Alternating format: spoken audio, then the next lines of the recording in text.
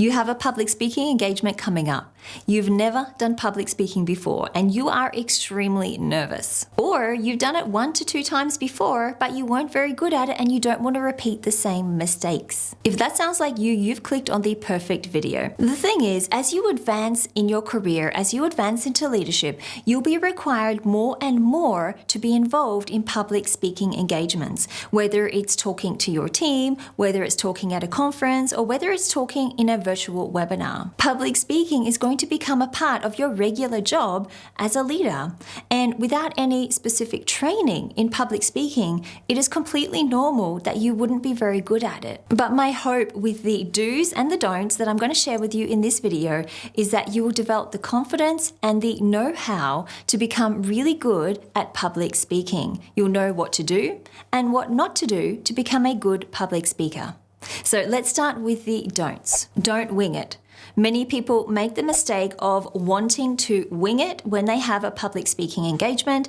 They do it because they think it's going to make them sound less rehearsed and more natural. But what do you think happens when you don't practice before a public speaking engagement? Well, you have no structure to follow, you don't know what your key message is, and you forget what you want to say, which causes you to end up rambling, and then you lose the audience's interest. There is nothing wrong with practicing before a public speaking engagement. And in fact, all successful public speakers, anyone that you can think of who is a successful public speaker, they practice multiple times before they go on stage. Let's take Brian Tracy, for example. He has done more than 5,000 talks globally at places like IBM, Hyatt Hotels, or Wells Fargo. He says people should practice extensively before a public speaking engagement. It's exactly what he does. It's exactly what has led to his success. So it's exactly what you should do as well. If he can't wing it, if someone as experienced and as successful as he is, if they can't wing it, what makes you think you can? Now, concretely, how can you practice for a public speaking engagement? Well, the first thing you need to do is to identify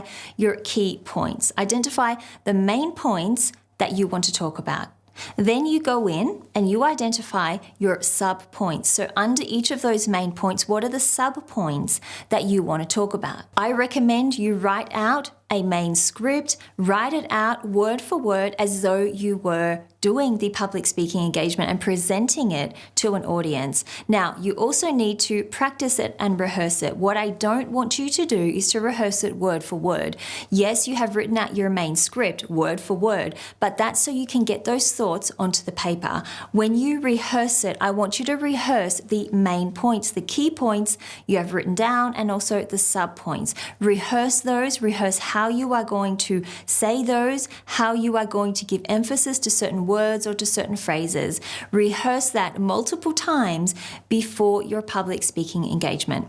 This will give you the confidence to do it well, and it will also give you the clarity in your mind as to what you are going to talk about. This will help you stay on point, keep the attention of the audience, and not lose them. Don't speak fast. If you are nervous before a public speaking engagement, it is very likely you are going to speak fast. This is not something I want you to do. You'll be operating on adrenaline because you are nervous and stressed before your public speaking engagement. The adrenaline will force you to speed things up. Everything you do, everything you say will be much faster. You may also believe that if you speak fast, it's going to help you hold the audience's attention. You are not going to lose them in the conversation. Now, this is a real misconception that a lot of people have. Speaking fast will not help you in either of these situations. When you speak fast, it puts more pressure on you.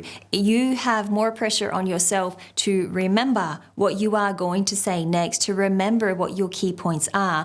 That pressure will make you feel even more stressed and make you more likely to forget what you have to say. Also, when you speak fast, it tells the audience that you are nervous. When you hear people that speak fast, quite often we think or interpret the reason they're speaking fast is because they're nervous. Confident people, they speak calmly. They speak with confidence. They speak slowly. This is exactly what I want you to do during your speaking engagement. It shows you are in control. It shows you have confidence, and it helps you hold the audience's attention much, much better. Don't use jokes unless you are a comedian. Some people think they need to use jokes during a presentation or public speaking engagement. They like to do it because they feel it will help the audience relax, it will help the audience get comfortable with their presentation, and it will help to make the audience hate them less. But many times, unless you are a professional comedian or you're somebody who is naturally good at telling jokes, those jokes will probably fall flat.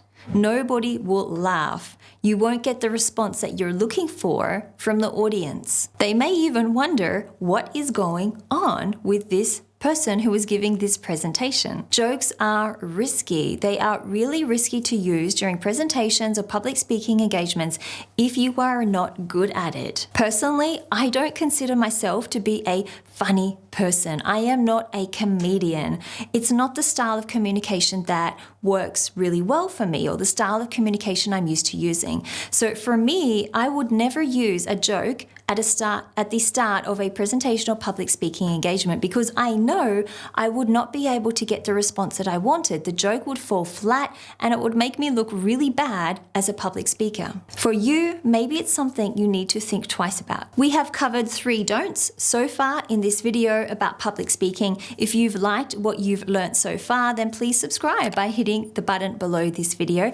Every week I share videos on leadership to help you on your leadership journey, and I would be honored to have you a part of this community. Now let's move on to the do's. So do work on your introduction or opening. The first few moments of your presentation are vital for the success of that presentation. For that reason, you need to work really hard on your opening or the introduction of your presentation. You have to make people feel that it's going to be worth their time if they sit there and listen to you. Your opening should be both engaging and on message. Now, what I mean by that is it should be somewhat engaging to get people interested, to get them intrigued in what you're going to say next.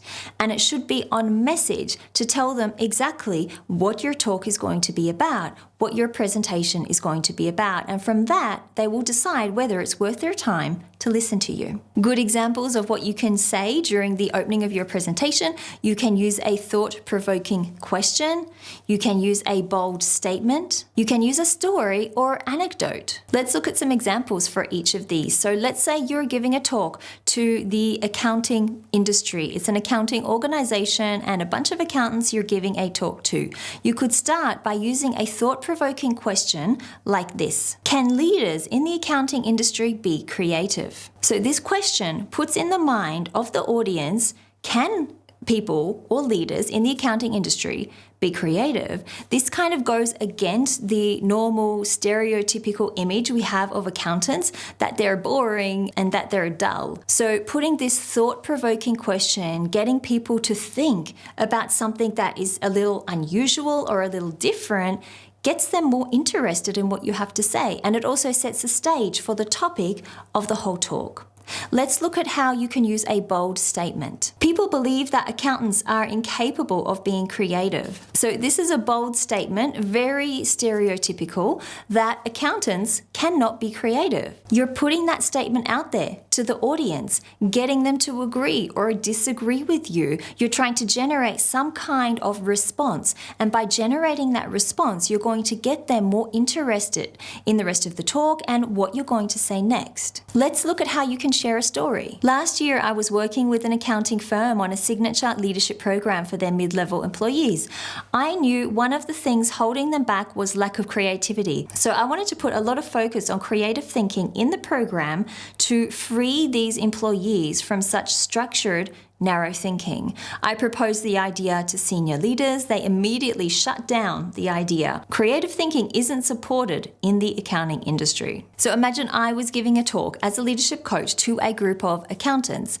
This story opens up the idea of accountants not being creative and how they may need more training around creative thinking or problem solving in the accounting industry. So this is a story that I could have shared with the audience at the opening of the talk. What I want you to do is think of whether there are any thought-provoking questions you can ask at the beginning of your talk.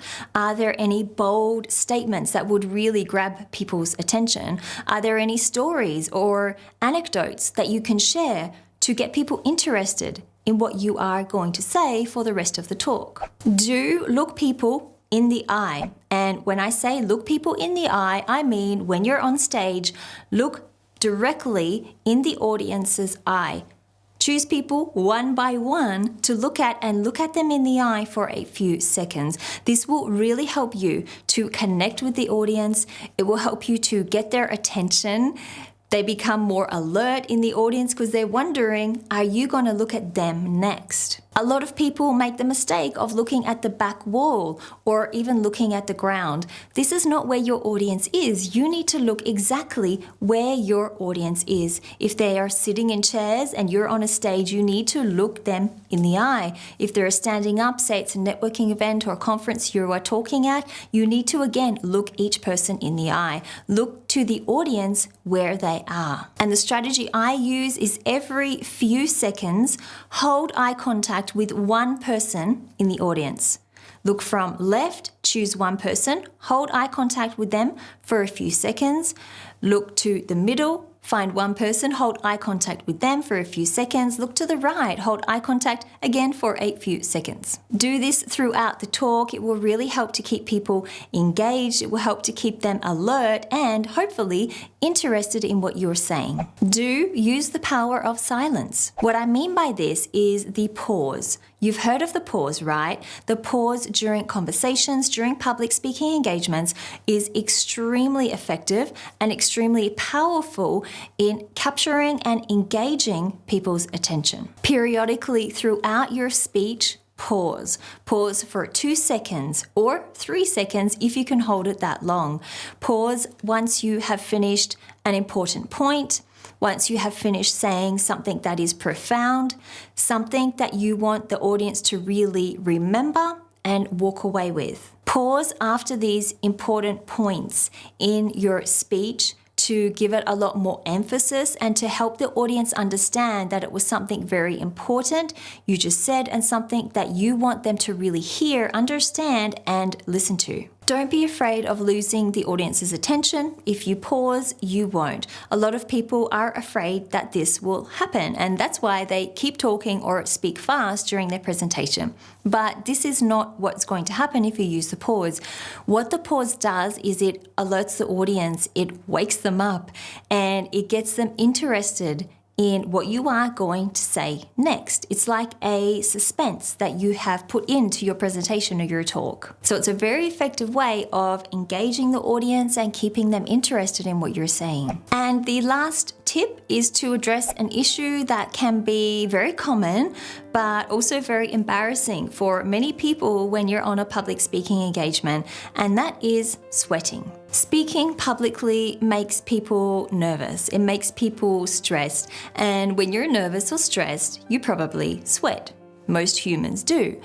If you are wearing a colored shirt on your public speaking engagement, those sweat marks will appear very prominent. They will be really noticeable. This is going to make you even more stressed because you're going to think, well, people can see me sweating. And this is going to make you sweat even more. So it's like a vicious cycle that you get caught into. What I recommend you do to avoid this is to wear dark clothing, preferably black or navy blue clothing. So when you wear this color clothing, and if you sweat during your presentation because you're nervous or stressed, it won't be as noticeable to people. You'll feel more relaxed during the talk because you will know that people can't see you sweating. So that's a little tip that I wanted to share with you that might be very helpful for a lot of people watching this video. Another situation that might cause you to get stressed is when you speak up in meetings, especially if you're in a meeting with senior leaders or people who are a lot more experienced or more senior than you. But I'm also here to help you with that, so I recommend you watch this video right here next.